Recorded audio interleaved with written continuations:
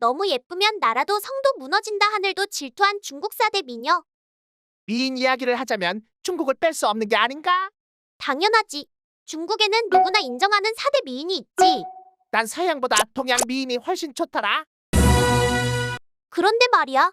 동서양이 두루 그렇긴 하지만 중국의 미인들은 특히 비참한 운명을 맞은 경우가 많았어. 그 덕에 내가 그 어렵다는 한자성어를 외웠다니까.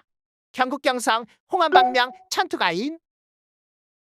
구독, 좋아요 해주세요. 중국 역사에는 서씨, 왕소군, 초선, 양귀비라는 4대 미녀가 있다는 건 동양에서 널리 알려져 있습니다.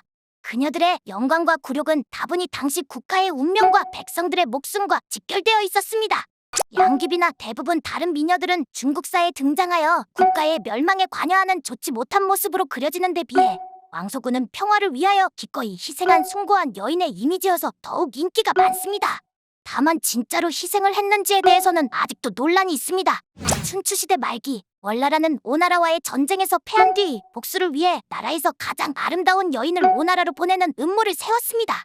이때 미녀로 뽑힌 사람이 서씨였습니다.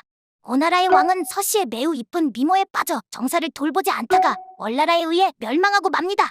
초선은 왕윤이라는 한나라 대신의 수양딸로 용모는 물론 춤과 노래까지 뛰어난 실력을 가졌습니다. 초선은 미인계를 이용하여 동탁과 여포를 이간질시켜 동탁을 죽게 하고 여포의 아내로 살아가는데 결국 동탁을 배신한 여포 역시 패망하고 말았습니다. 현종은 아내가 죽자 양귀비를 아내로 맡게 됩니다. 현종은 양귀비에게 온갖 자치스러운 생활을 누리게 해주었고 일가 친척들도 모두 고위직 자리를 주는 등의 특혜를 베풀었습니다. 하지만 안사의 난으로 양귀비의 황금기는 끝이 나면서 현종은 가차없이 양귀비를 버립니다.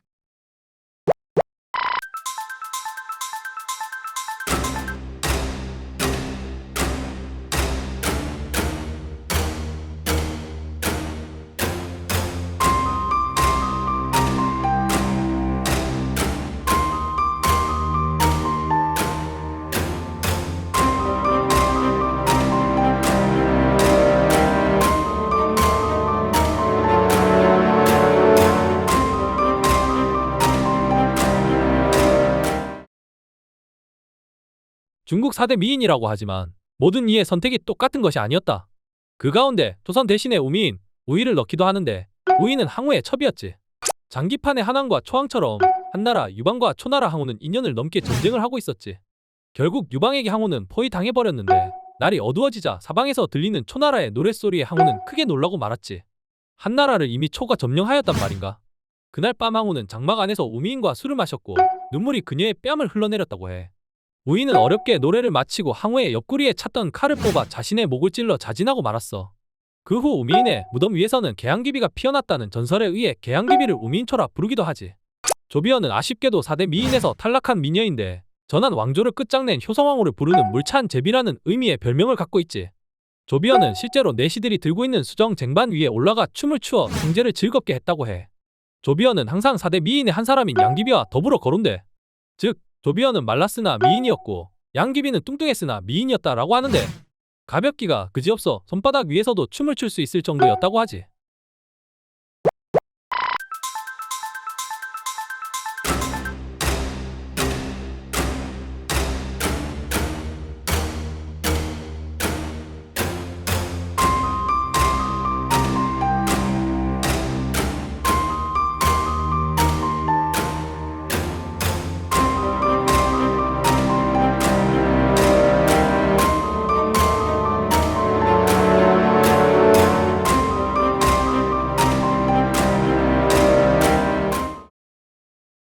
결국 한자성어 공부가 되어버렸네. 경국경성, 나라도 성도 무너뜨리는 미모. 홍한방명, 여자의 용모가 너무 아름다우면 명이 짧다. 천투가인, 미인은 하늘도 질투한다. 이런 모든 것에 배우의 가부장 중심의 공자가 있다고들 합니다. 한나라 무제가 유교를 국교로 삼으면서 국가 이데올로기로서 중국 사회를 지배하게 됩니다. 유가 사상이 통일 제국의 통치 이념이 되면서 여성들의 지위는 더욱 가락합니다. 여성은 경국지색이라 하여 나라를 망치는 위험한 존재다라는 말이 이를 가장 잘 표현한 것입니다. 교양 플러스 AI 플러스 4차 산업혁명의 시대, 인공지능의 시대. 교양에도 AI의 협업이 필요하다. 오늘의 교양을 AI에게 물어서 더하고 AI로 상상력의 미래를 그렸다.